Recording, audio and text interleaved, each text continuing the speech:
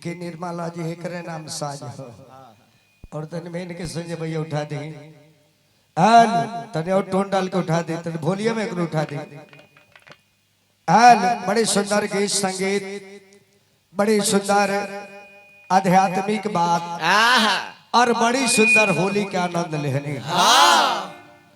आज नया साल में यहाँ के मिलल बने 1 जनवरी के भेंट ना भइले से निर्मला जी के 1 जनवरी के साथ ही आज नया साल के मुबारक के साथ साथ अंग्रेजी में दुका कह जाला आई लव यू उतहू कह लिया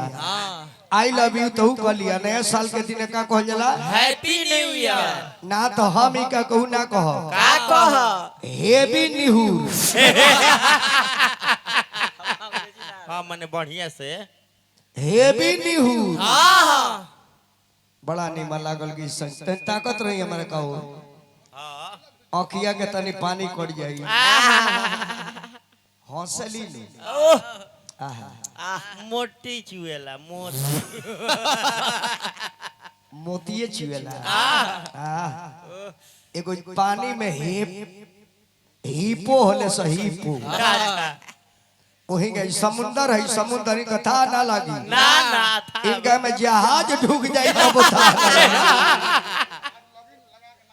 आज लगी लगैबे करे जे तू गहिर केतना बार आई डांड मारे आये पर से ऊपर ले करे आई सब सामाजिक ले कोई बनाई पछा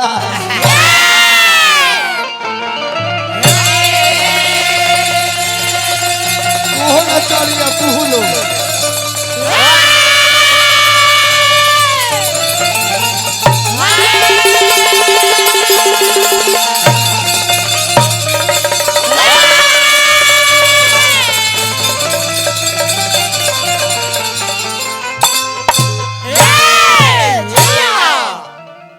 प्रेम से बोली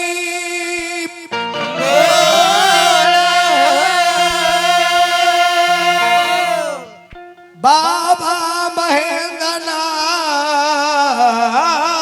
की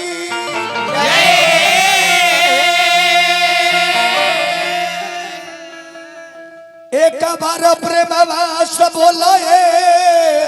सुगनवा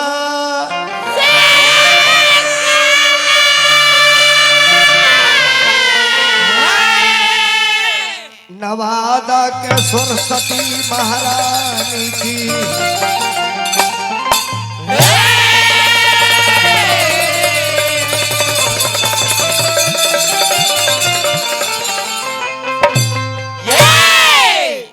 चले गीत संगीत ऐसा चीज जरा के परिपूर्ण भइल बाना ना ए संजय भैया तनी और धीरऊ से बोले के पड़ला तनी और मसला उठाई कथा कहानी इधर मस्तक पहलवानी के हुमाई के पूजा भइल बा आ नारी हो के एगो नारी के सम्मान ना करो तो रुआ नारी बनी रुआ त्रिजटा नहीं थी रुआ ताड़का सुरबानी भजन और बड़ी निक लागल हो और एक और बात निक लागल हो कि सैया घरे नहीं खन इकर बलमुआ खिसिया जाई है आज ले नेताजी भातार पर रहल नहीं उ तो सालों भर कलकत्ता रहे ले इ तो हई बेचारा 2-4 को बाड़े से जिनकर गौरज खिंचा जाता धनंजय को हमर चेलवा बाजे केहू का गौरज चला देता भाता तई का छोड़ के सन्यास ले ले बड़े गोड़ लाग ले बड़े कि अब गंडक नदी से मतलब नहीं किनारे में मुड़ी पटकले बनी का ध्यान दो बड़ा बड़ा बात कहले बनी कर सब के बात के जवाब रुआ मिली बहुत बहुत बात कहले बनी अच्छा सही बताए निर्मला जी आज के 20 वर्ष पहले के वो हमर खिस्सा रहे ये बैल में मरीचा ठुसल गईल ये हमार कहल हो याद बनू तो अपना भातार के नामो धरी और यहाँ का रोहनी नेताजी यहाँ का रोहनी कनिए जीजा जी का भइल बा त बैल भाग गई हम अपना में 160 वाला मरचा हुर लेनी तैया के कहीं दीजा जी मदद करे हमरा में भरुआ मरचा हुर बस इनका में जाएंगे जे 5 गो ये भोमड़ा हवा मरीचा